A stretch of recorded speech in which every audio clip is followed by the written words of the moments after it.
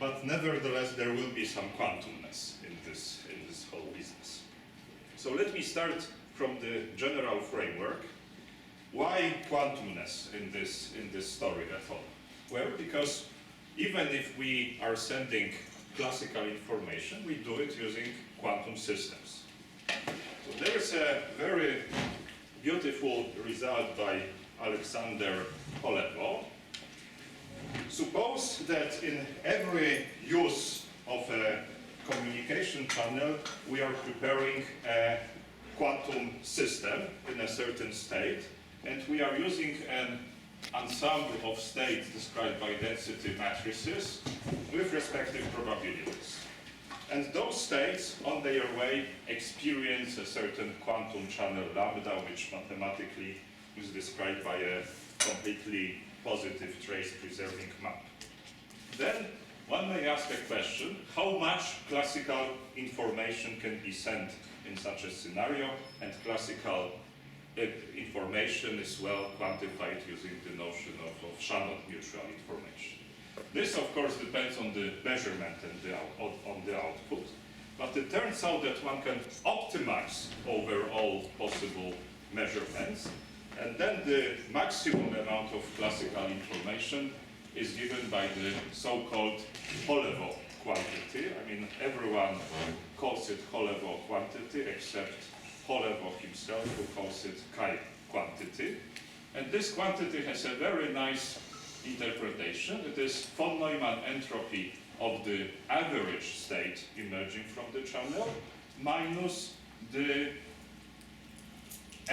average entropy of individual states emerging from the channel.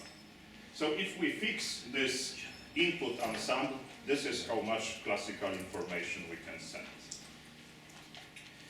Of course, what we can do is to optimize over the input ensemble, and by this optimization we get to the quantity called classical channel capacity.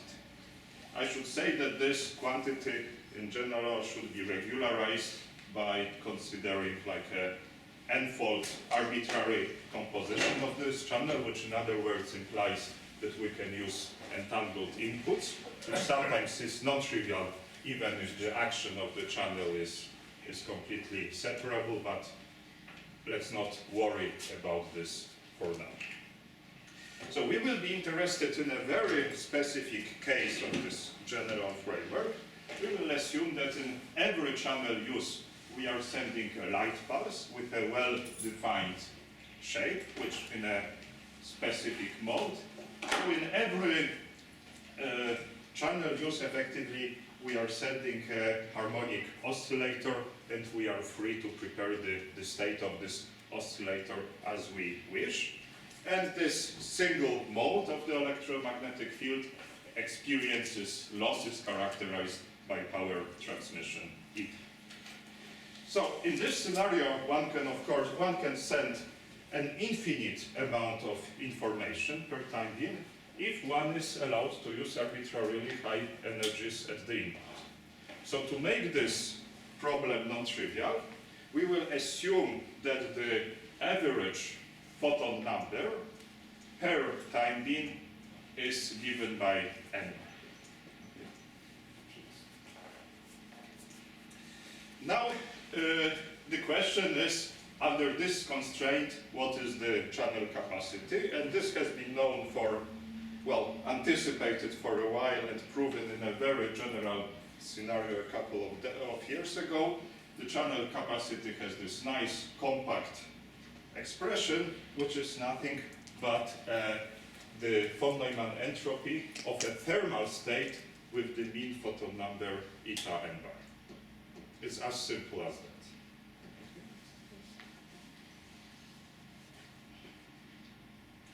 So now the question is how to prepare, how to design an input ensemble that gets us to this channel capacity. For a theorist, the answer is trivial. Well, because this is the entropy of a thermal state, let us take an ensemble of coherent states with a Gaussian distribution that on average reproduces a thermal state. individual states are, individual coherent states remain pure under losses, which means that the second term in Holevo quantity is 0. We don't have to worry about it. Is this possible? That it remains coherent even after the losses? Yes, because beam splitter generates a factorable state into output modes. Yes, but beam splitter is not exactly a loss. I mean, this is But for optical wavelengths, we can neglect entanglement. If you think about motion of the beam splitter, we can neglect the... So losses are modeled here in a very special way? Yes. Okay. These are not general losses? They are modeled in a way that is customary in optics. And I think this model is well verified experimentally.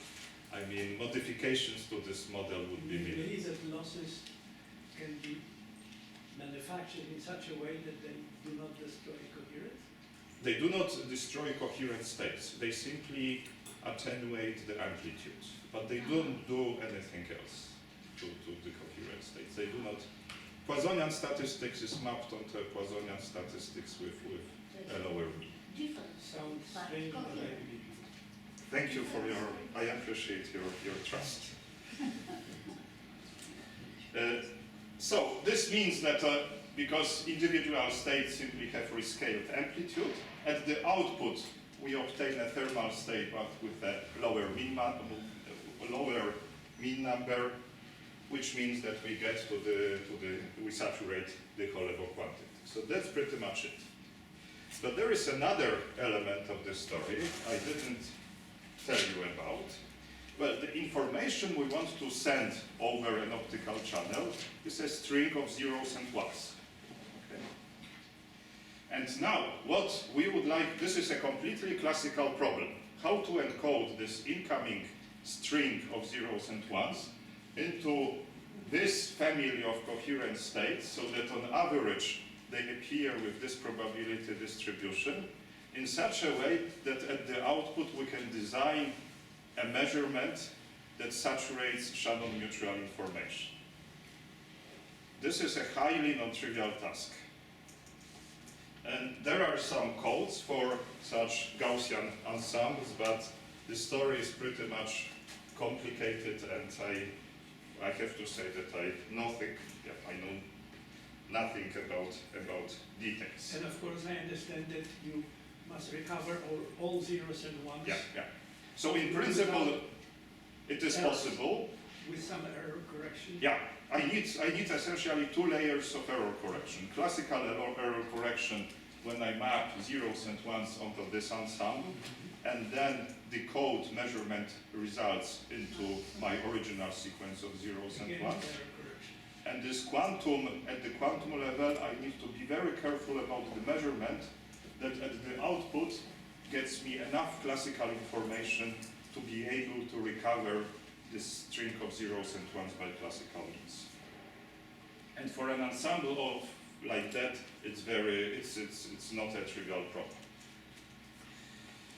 And I would like to tell you what can be done using practical means in the limit of very low mean photon number, like 10 to minus 6, 10 to minus 10, whatever, per time being, assuming that we have a certain bandwidth within which we can send paths. So you may wonder, why bother with such an exotic regime? The reason, one motivation, is deep space communication. We can, when we send a satellite to explore, let's say, other planets, a satellite needs to receive relatively little information. Well, I simplify things and I apologize to those who know more about satellite than me, but I can imagine that what we need to tell a satellite is look left or look right or look up, whereas a satellite, if it's got electronics comparable to a standard smartphone, can send us gigabits of data per second, and if we add a spectrometer or something else, it can be a lot of data. And if this satellite travels far, far away, then the non-trivial problem is to ensure the capacity of the communication. So traditionally, this has been done using radio frequencies, or more recently, microwave frequencies. The reason for that is if we go to higher frequencies, the available bandwidth becomes broader, so we can modulate our signal faster. And now there is a talk about switching to optical frequencies.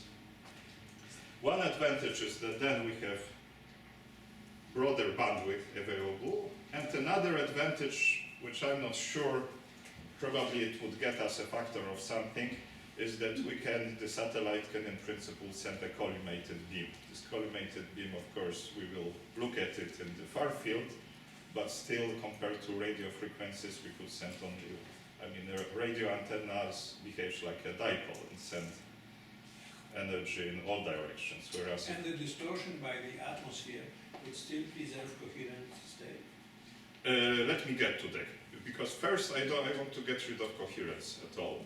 But one idea people consider is to have this satellite far, far away, and then another satellite on a stationary orbit around Earth that acts as a receiver and is independent of weather.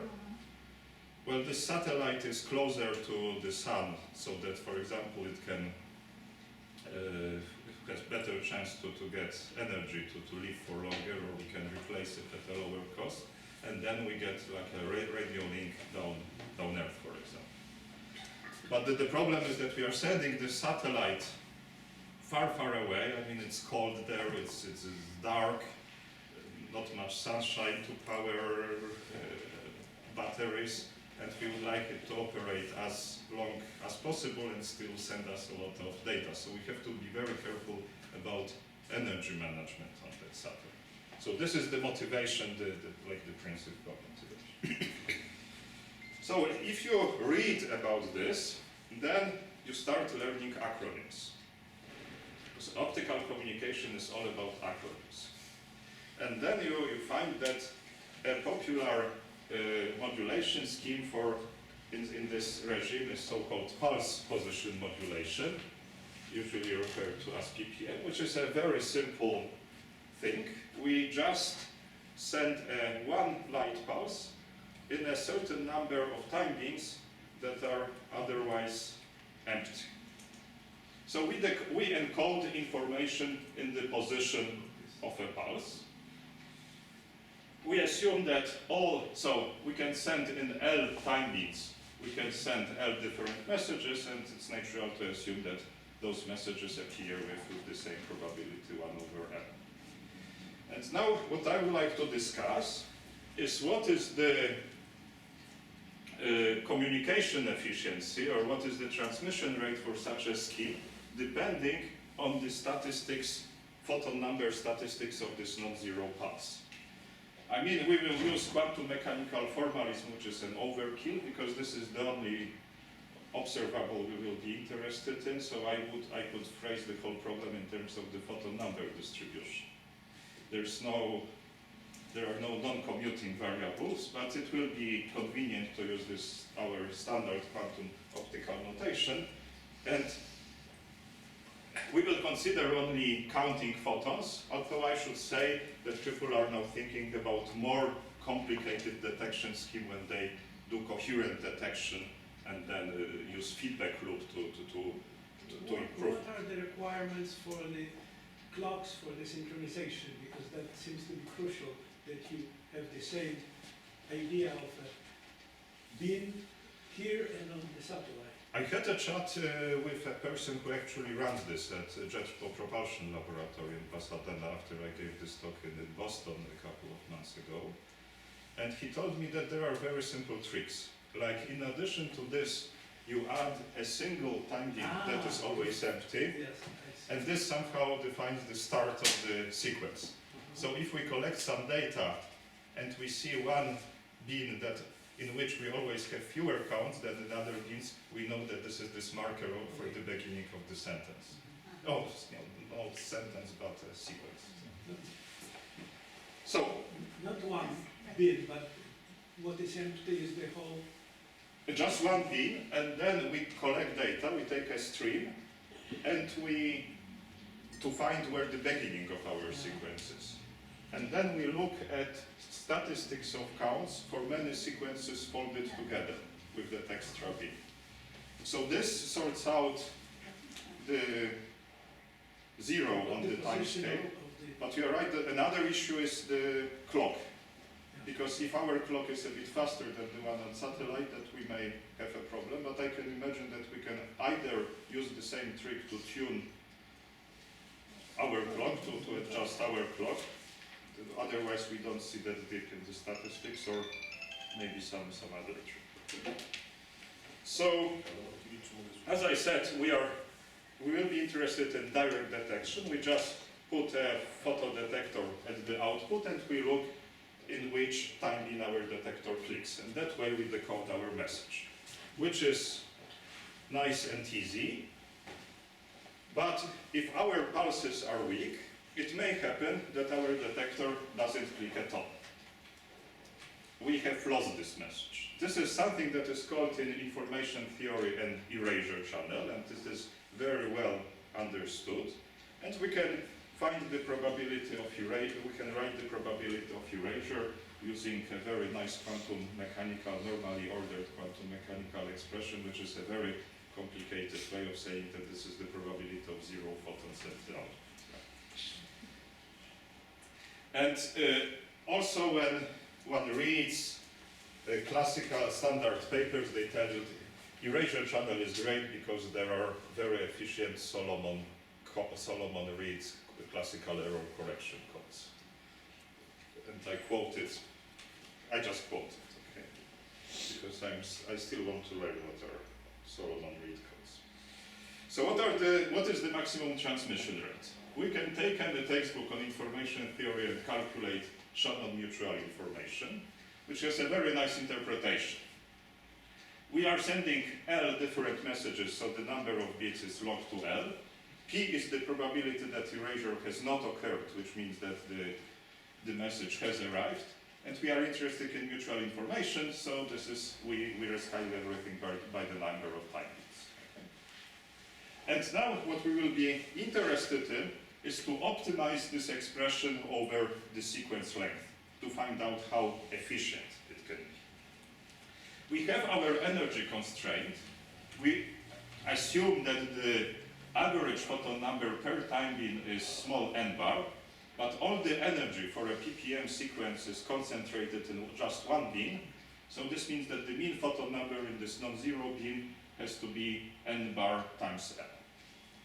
And we will be interested in very weak pulses at the output, which is understandable if our satellite is far away. In this case, one may expect that what makes sense, this is this probability of a click. We all know that the probability of a click for very weak beams can be approximated by the mean photon number times the efficiency of our detector. This doesn't work here, because if we plug this expression, it turns out that the longer our sequence, the better, the higher mutual information. The reason for that is that this expression doesn't include the fact that our probability saturates at some point. By one, yeah.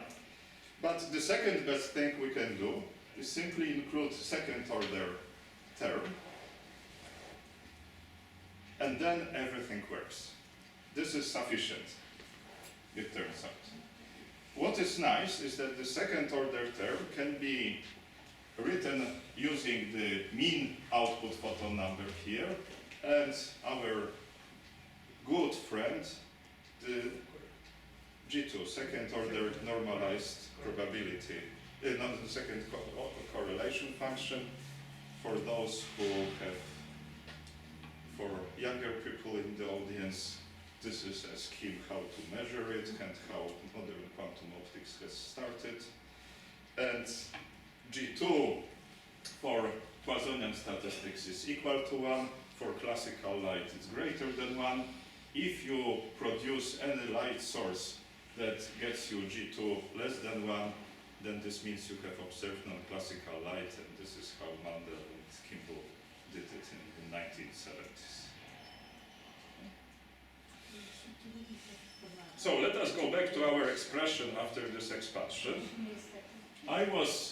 So now we have a compact formula, which I didn't really know how to optimize. I mean, analytically, but I had without an approximation. But I was telling it at a seminar, and one of the students, master students, actually told me that the maximum can be expressed by an analytical function, which is called Lambert W function. So if we treat this L as a continuous parameter, because we assume that our sequence length is pretty long, this is reasonable, then the optimal length can be written in terms of this W function, which is known as the Lambert function, and for large arguments, which is the case of low photon numbers, it can be approximated simply by a natural logarithm. Which means that we have nice analytical expression for the optimal sequence length. And for low mean photon numbers, we indeed have this hierarchy that the energy of the non-zero pulse is much larger than the mean photon number, which means that the sequence length is large and the whole thing is much less than 1, which justifies this expansion up to quadratic term.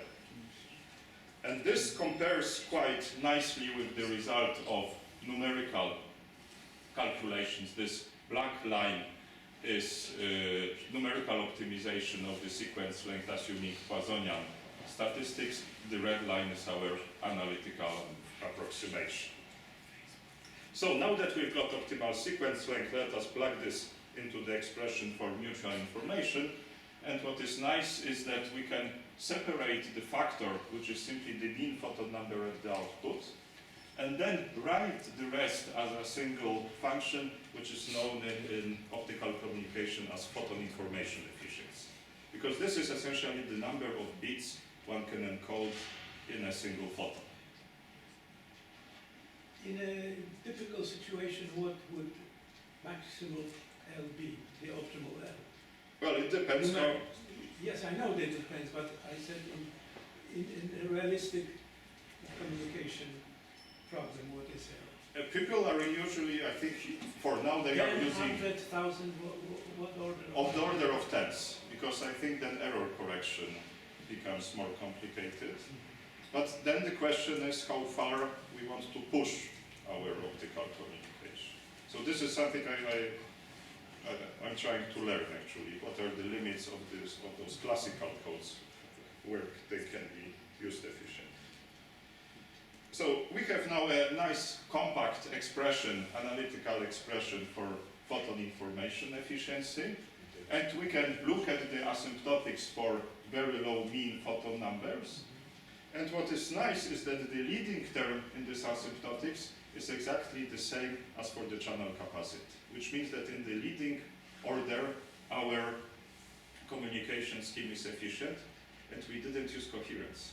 We didn't use any phase reference. It was just plain photon count, without any fixed phase, nothing like that. The problem appears at the second order term. Here we've got a constant for channel capacity, and here we've got actually a double logarithmic term that is divergent. So if we compare everything on a single graph, this is the capacity bound for photon information efficiency, and this is what we can achieve with optimized PPM with direct photon counting, and the numerical results for this black line actually pretty close to our nice analytical approximation. And I plotted here something that is another acronym, OOK, which stands for on-off keying. The idea is that we, again, send either a light pulse or nothing in a given time beam, but what may happen is that this pulse escapes detection, and what we can tune is the input probability.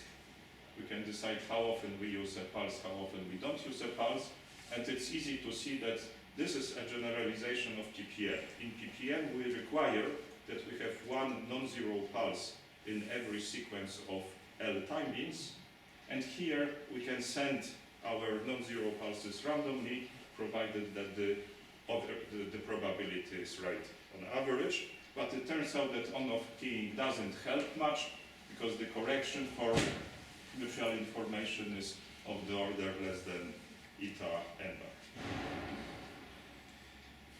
One may ask whether all this doesn't break down if we include dark counts. It turns out that it's not that bad. If the dark counts are of the order of the mean photon number per time being, then this scaling doesn't really, we get some shift and we can estimate that shift, but it doesn't destroy the efficiency of this communication scheme. If we go back to our expression for photon information efficiency, this was a decreasing function of the argument. And this gives an idea that if we go with G2 below 1, then we can actually increase photon information efficiency, which would look like an exciting application of non-classical light, except that if the transmission of our channel is 10 to minus 10, there is no chance that any non-classical feature of traveling light can survive. So what's going wrong here? The explanation is very simple. If our light is non-classical, optimization over the sequence length is constrained. And it's very easy to see if we take G2 equals strictly to 0. If G2 is 0, then our input pulse cannot contain more than one photon. Because if it contained 2 photons, then this component would contribute some coincidence clicks and G2 would not be strictly 0. So there is some upper bound that has to be taken into account, which tells us that if we have substantial losses in our channel, that the advantage of using non-classical states goes away. But nature does not really distinguish between classical and non-classical. It doesn't care what is your description. So how it is? By non-classical states here, I mean states with G2 less than 1. Yes, I understand, but as I said, when you have a realistic experiment, nature does not assume classical or non-classical, it just says. But production. So the production of the states is. Yes, but we would have to control it. Yeah, beyond the Poissonian statistics, yeah. So ppm is very nice. It gets us close to the limit, but one possible problem is that if we operate in this very low power regime, then all the energy is concentrated in just one time. Whereas in some cases it may be easier to generate a sequence of pulses, or more convenient to generate a sequence of pulses with the same energy, so that this energy is spread over all time beats. Okay? And here is another story, if I have like Yes, you have half an hour. half an hour. Let me introduce another acronym, which is BPSK, standing for binary phase shift keying. And the idea is very simple. We take a train of coherent pulses and we encode information in the phase. So let's say 0 is plus sign and 1 is minus sign. So if we, because in every channel use we are sending a light pulse with the same amplitude, we can assume that this amplitude is square of the mean photon number. We don't really have to worry about transmission coefficient of our channel because these are coherent states. So if we are interested in the output energy, we should just multiply it by eta, but there is no surprise there. And now the question is, how well can we decode this information? So one obvious strategy is to use homodyne detection. We know that our coherent states are represented as blobs in phase space. So if we choose the phase right, then our two input symbols produce Gaussian distributions. And here we need a phase reference. For homodyne detection for local oscillator, we need a phase reference. But if the mean photon number becomes lower and lower, the size of those coherent states stays the same, which means they start to overlap and we get errors. Now in this scheme, our errors are symmetric, the probability that this state will be interpreted as a minus state is the same as otherwise. What is the connection between this connection of these and the frequency that you are using? I'm using here primitive single. No, that I understand, mode. but still it's characterized by its frequency. The frequency of the mode. Yes, so I assume that I have a fixed carrier frequency. Yes, and this is the envelope? This is the envelope, yes. Yes. Yeah, so, and that's essentially within the given bandwidth, I take my pulses that are as short as possible to fill this bandwidth, because I could split my bandwidth into several channels, for example.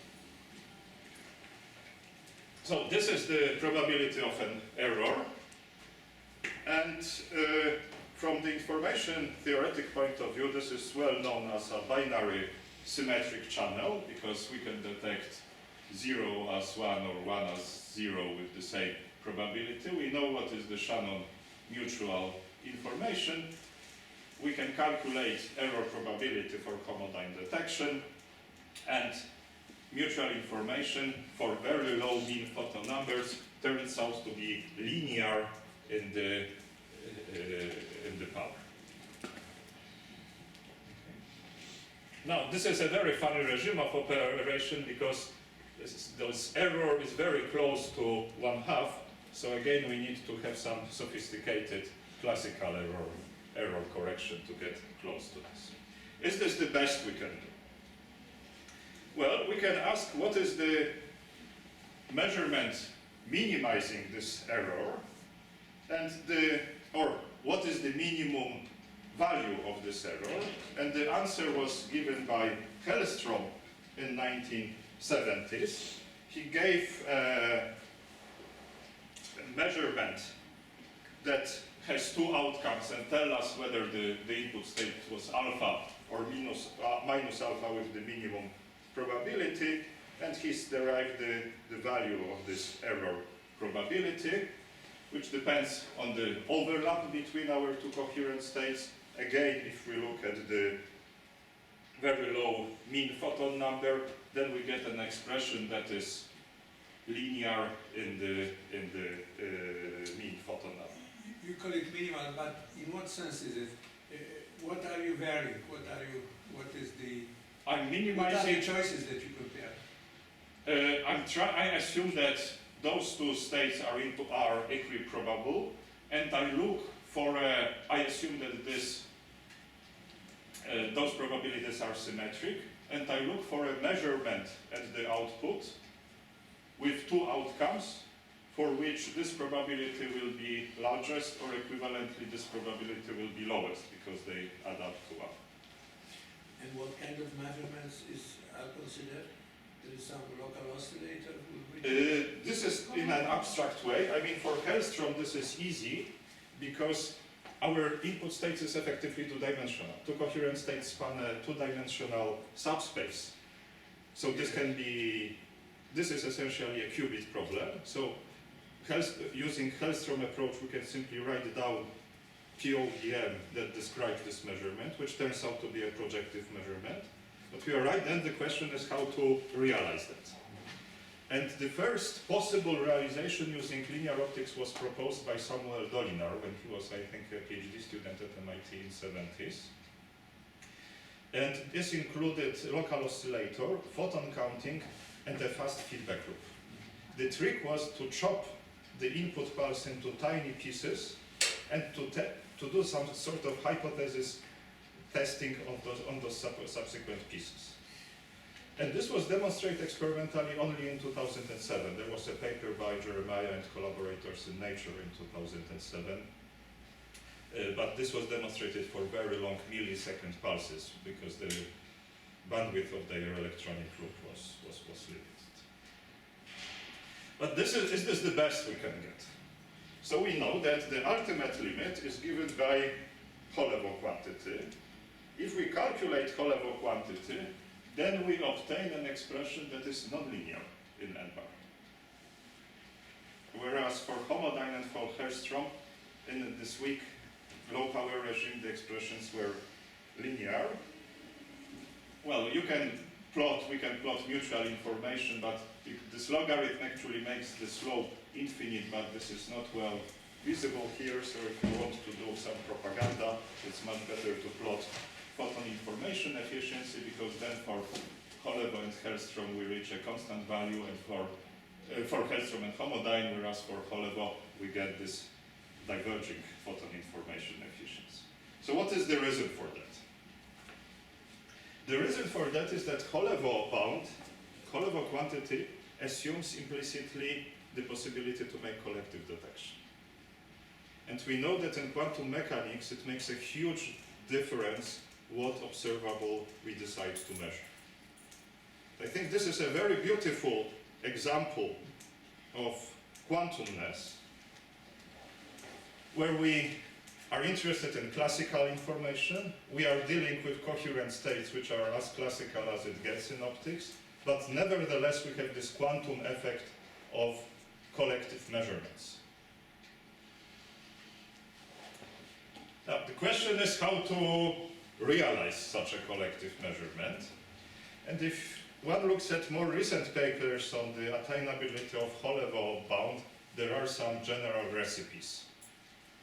But those recipes are not really that much optical. I mean, they operate in abstract Hilbert spaces, so I wouldn't try to translate them directly into optical settings. There is a very nice scheme proposed by Saikat Guha 5 years ago, and I think before he published it, he also patented it. He said the following: let's take a sequence of BPSK symbols, and in principle we can choose sign plus or minus 1 for every symbol. But let us take only some very specific sequences. Let us take sequences that form rows of a Hadamard matrix. Hadamard matrix has only +1, -1 entries. They exist for powers of 2 and some other dimensions, and they are symmetric, and their rows or equivalently columns are mutually orthogonal. So he said the following: let's take only those specific sequences. But because Hadamard matrix is orthogonal, if we rescale it by some factor, it can also describe a certain linear optical transformation. So let us apply this transformation at the output. What do we get? Because this matrix is orthogonal and symmetric, this means that after the application of the Hadamard transformation, we will get non-zero pulse only in one output bin, whereas we will get 0 everywhere else. Okay. What we have done? Well, we can summarize everything using acronyms. Using Hadamard words, we managed to convert BPSK into PPM, and we know everything about PPM.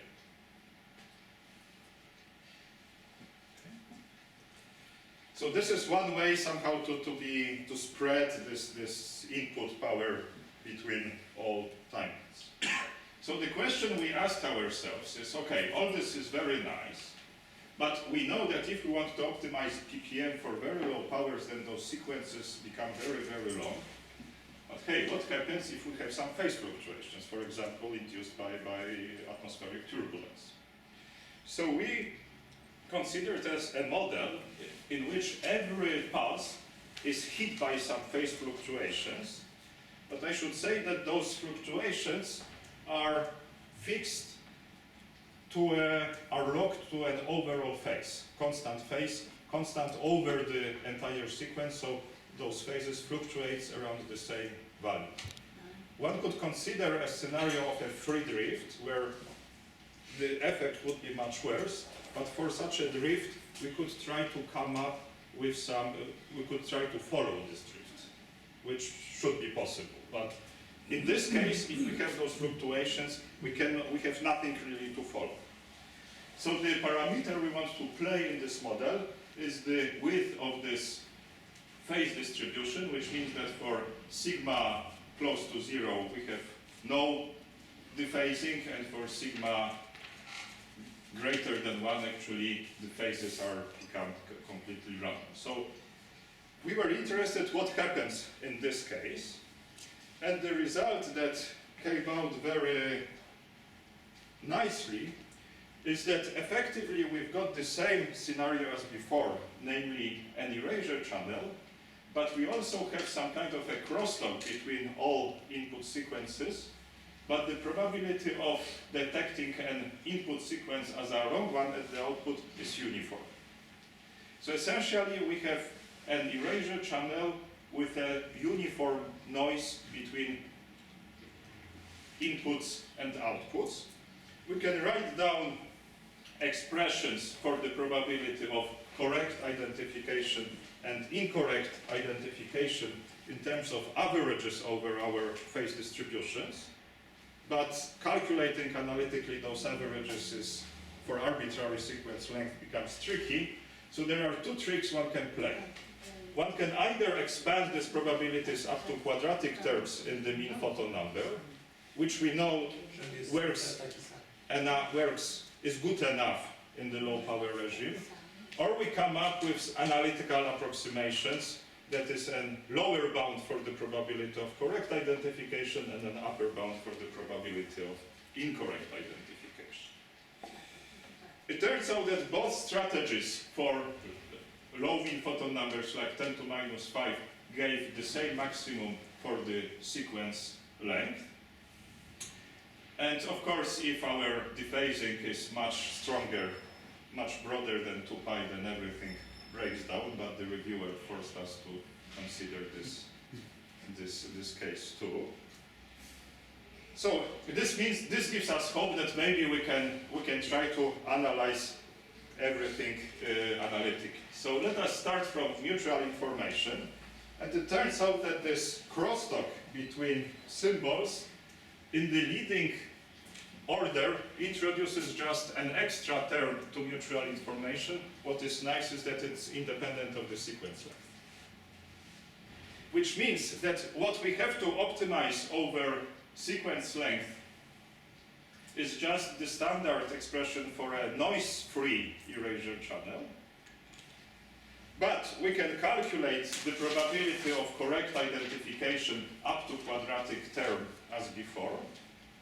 And actually, we can phrase this probability using the mean photon number and the effective G2, which is of course greater than 1 because we have some excess noise that takes noisy coherent states and maps them at the output into pulses that have super Poissonian statistics.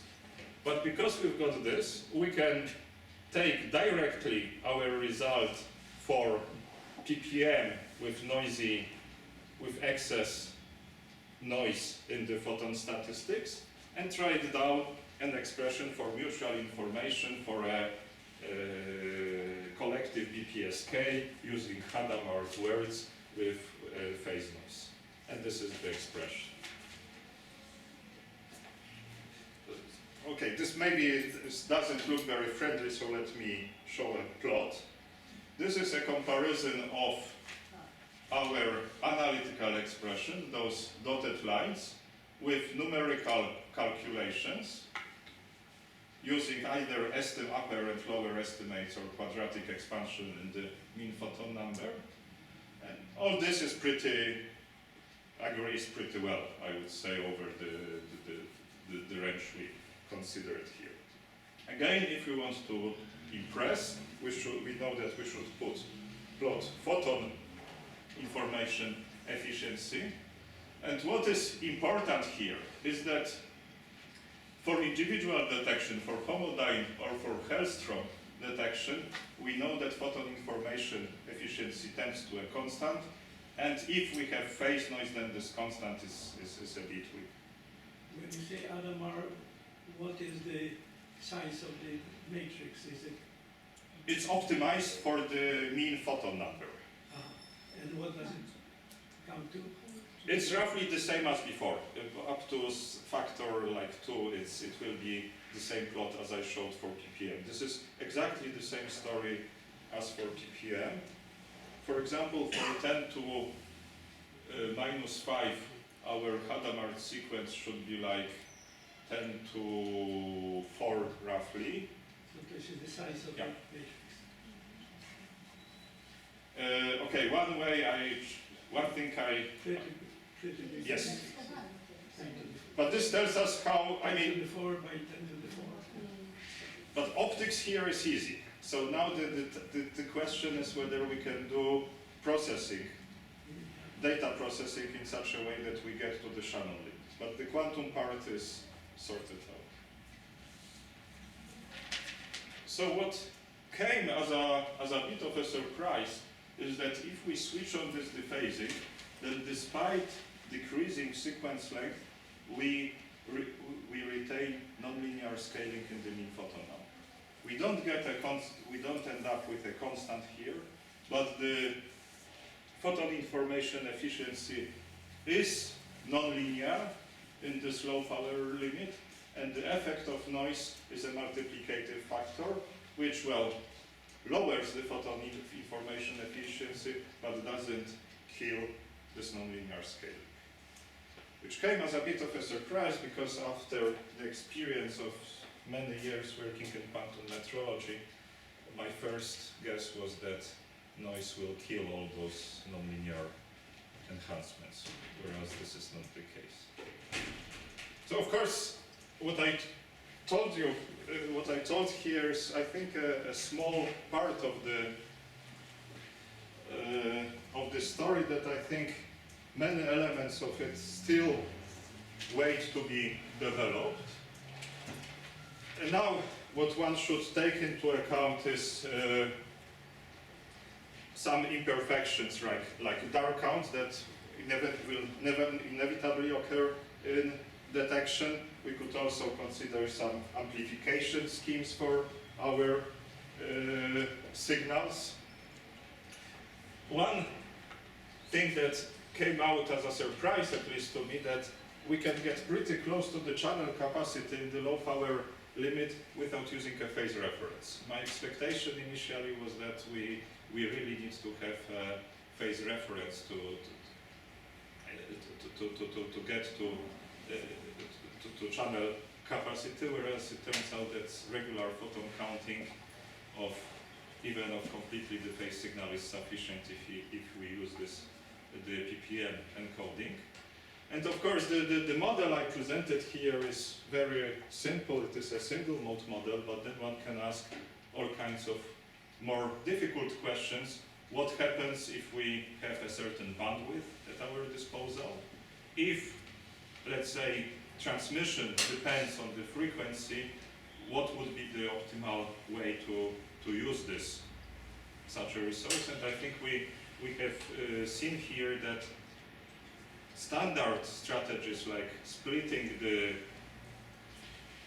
bandwidth into individual channels and doing individual detection at the end of each channel is clearly suboptimal. There are some quantum tricks that can be played. So thank you very much for your attention. You concentrated on the application of this to transmissions, say, between satellites. What about the transmission that a physical entity wants to send us? To us means the observer. Can this scheme be used also for very closely watching the properties of some systems, like atoms, molecules, knowing this scenario when you can maximize the information that is being sent? That is, then you don't have the control of sending it, but the system decides what is supposed to be sent.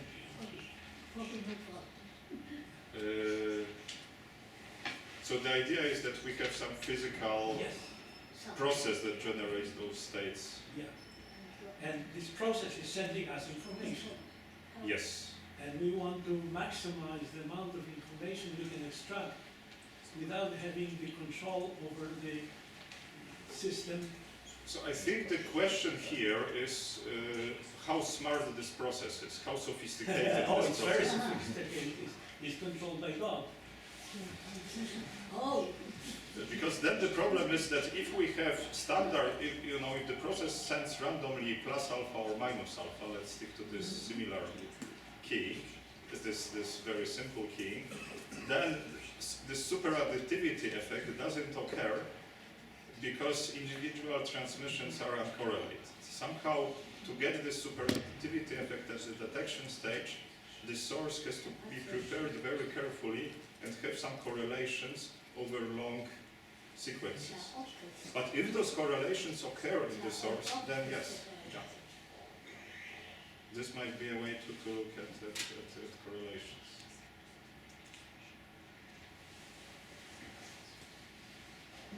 Questions?